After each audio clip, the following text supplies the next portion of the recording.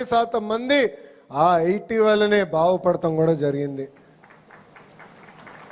ఈరోజు అనేక పరిశ్రమలు ఆంధ్ర రాష్ట్రానికి వస్తున్నాయి. దానన్నిటి కారణం మన నాయకుడు చంద్రబాబు నాయుడు గారు. ఒక ఆర్సిలర్ మిత్తల్ కానివ్వండి, గూగుల్ కానివ్వండి, అదేవిధంగా మనకి కాగ్నిసెంట్ కానివ్వండి, ఇలా అనేక పరిశ్రమలు ఆంధ్ర రాష్ట్రానికే సొంతమవుతున్నాయి. మన నాయకుడు సంక్షేమ అభివృద్ధికి బ్రాండ్ అంబాసిడర్ అవుతే ఒక టీమ్ 11 ఉందండి. టీమ్ 11, ఆ టీమ్ 11 దేనికి బ్రాండ్ అంబాసిడర్ తెలుసా? కల్తీ నెయ్యి, కోడి కత్తి, కల్తీ మద్యం. ఇది మనందరం ఒక్కసారి గుర్తుపెట్టుకోవాలని ఈ సభాముఖంగా కోరుతున్నా. వస్తున్నా, అన్నిటికి వస్తున్నా. ఎందుకు కంగారు స్వామి? సగం స్పీచ్ కూడా అవ్వలేదు.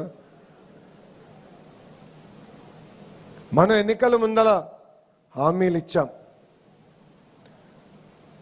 దాంట్లో మొదటిది పెన్షన్.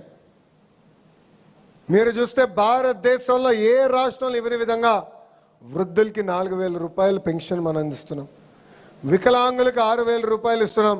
బెడ్కే పరిమితం అవుతే 15,000 రూపాయలు మన ప్రభుత్వం అందజేస్తుంది. ఈ ఒక్క కార్యక్రమం ద్వారా సంవత్సరానికి 30,000 కోట్ల రూపాయలు ఈరోజు కూటమి ప్రభుత్వం ఖర్చు పెడతాం జరుగుతుంది. ఇది ఒక కార్యక్రమం. రెండోది స్త్రీ శక్తి. ఈరోజు మహిళలందరూ ఆంధ్ర రాష్ట్రంలో ఎక్కడికి వెళ్ళాలన్నా ఆర్టీసీ బస్సులో ఉచితంగా ప్రయాణించే హక్కు కూడా మనందరం కల్పిస్తాం జరిగింది. ఇంకో పక్కన దీపం పథకం. దీపం పథకం ద్వారా ఇప్పటికీ మనం 2 విడతలు మనం ఉచితంగా గ్యాస్ తీసుకునే వాళ్ళకి మనం డబ్బులు కూడా వేస్తాం జరిగింది. మిగతాయి కూడా త్వరలో మనం వేయబోతున్నాం. ఇంకో పక్కన అన్నదాత సుఖీభవ కింద 2 విడతలు కేంద్ర ప్రభుత్వం ఎప్పుడైతే డబ్బులు రిలీజ్ చేస్తున్నో దానికి మనం డబ్బులు జోడించి రైతులకు అందజేస్తామని చెప్పాం. అంటే ఇచ్చిన హామీలన్నీ ఒక పద్ధతి ప్రకారం మనం నిలబెట్టుకుంటా ముందరికి. ఇంతేకాదు, యువగలం కింద 20 లక్షల ఉద్యోగాలు కల్పిస్తామని ఆనాడు మన హామీ ఇచ్చాం. మన ప్రభుత్వ అధికారంలోకి వచ్చిన 150 రోజుల్లో ప్రతిపక్ష పార్టీ 200 కేసులేసిన డిఎస్సి పూర్తి చేసి 16,000 మందికి మనం ఉద్యోగాలు కల్పించాం. 6,000 మంది పోలీస్ కానిస్టేబుల్ పోస్టులు మనం భర్తీ చేశాం. ఈరోజు పెద్ద ఎత్తున పెట్టుబడులు తీసుకొస్తున్నాం. భారతదేశంలో 100 రూపాయలు పెట్టుబడులు వస్తే దాంట్లో 25 రూపాయలు మన రాష్ట్రానికి ఈరోజు వస్తుంది.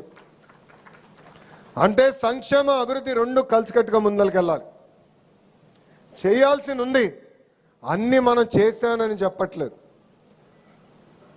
రోడ్లు కూడా మనం గుంతలు పూడ్చాం. 5 సంవత్సరాలలో ఒక్క గుంత పూడ్చలేదు. గుంటలు పూడ్చేదానికి 2,000 కోట్ల రూపాయలు మనకు ఖర్చు అయింది. మళ్ళీ వర్షాలు పడిన తర్వాత గుంతలు పడినాయి, అది పూర్తి చేస్తున్నాం.